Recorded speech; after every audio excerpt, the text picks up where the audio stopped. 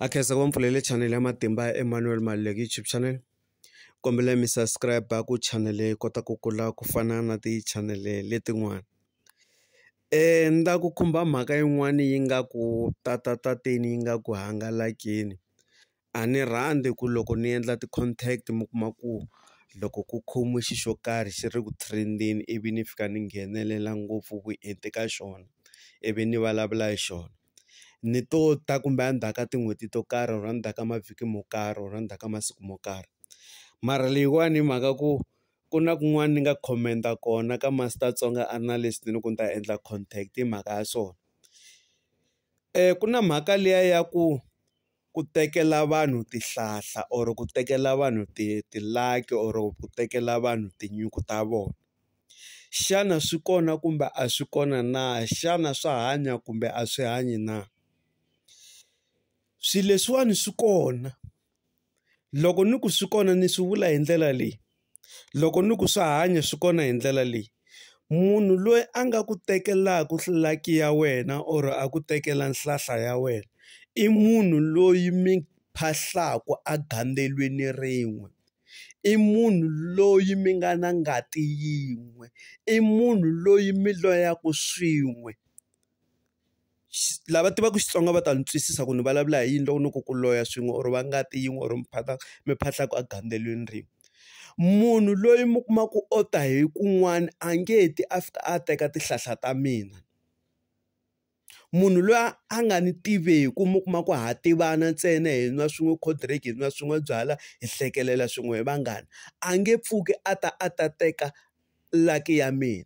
Munhu loyi a tekaka like ya mina or nhlahla ya mina i munhu loyi ni nga n'wi hlamuseta laha henhla la. Hikuva munhu luya wa swi tiva ku hina loko hi phahliwa a gandelweni hi phahlisiwa ku yini.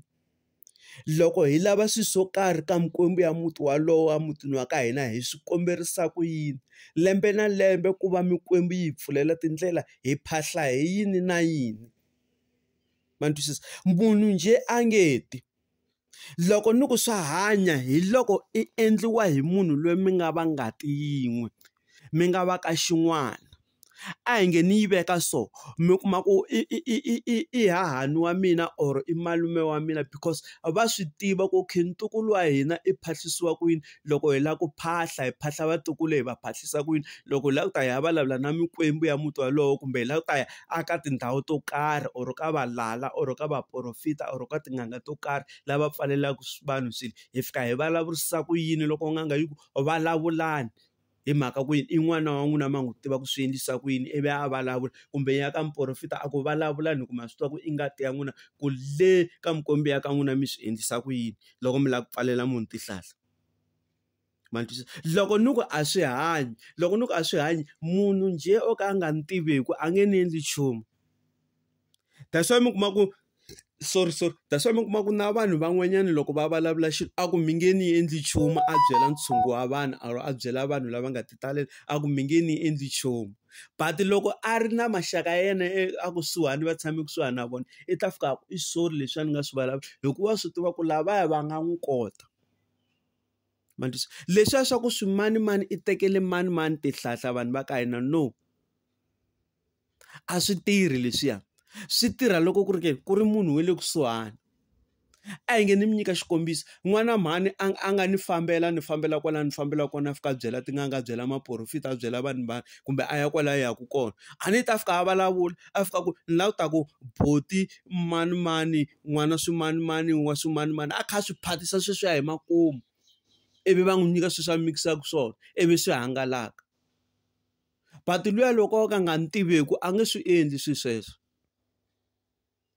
Tilaki ta munhu ti tshama a munhu yaloye yi ti control hi mikwembu ya ka vona. Loko munhu munhu o ka nga ni tivi a ku i lava ku teka tilaki ta mina a nge pfuka ti teki na siku na dyambu.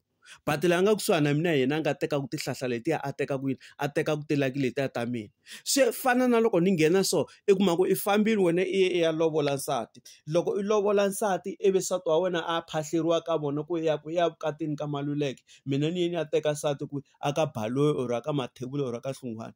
Mikwembu liya i tichomi i vanghana. Ivi ku fika la nkarhi mina na nsati hi hambanaka, ivi nsati a famba ya ka vona. Nsati luya i ta tlhelela tihlahla ta yena leti a nga ta na tona ta ka Mathebula or ta ka Balu or ta ka Hlungwane. Mina ni sala na tihlahla ta mina leti va ka Maluleke va nga ni nyika tona, mikwembu ya vakokwana. Nsati a nge ni loyi kumbe n'wansati a nge teki tihlahla ta mina, i to famba na swona ivi na mina ni sala na swona. Hikuva loko swilo leswiya loko swi hlanganile swilo swambirhi swi kurisa yini? Swi kurisa muti, ivi tihlahla ti nghena laha mutini, tinyuku ti nghena. But ivi loko swi hangalaka un'wana na un'wana i famba na swa yena. Ma twisisa? That's why na leswiya swa ku mufi i fambe na swa yena, because of what? I fambe na tihlahla ta yena, a nga ti siyangi. Se leswiya swa ku swimanimani vo manimani va tekela vanhu tihlahla hi mani munhu la ku tekela ku hlahla i munhu loyi mi phahleriwaka a gandzeleni rin'we. Dankie na khensa.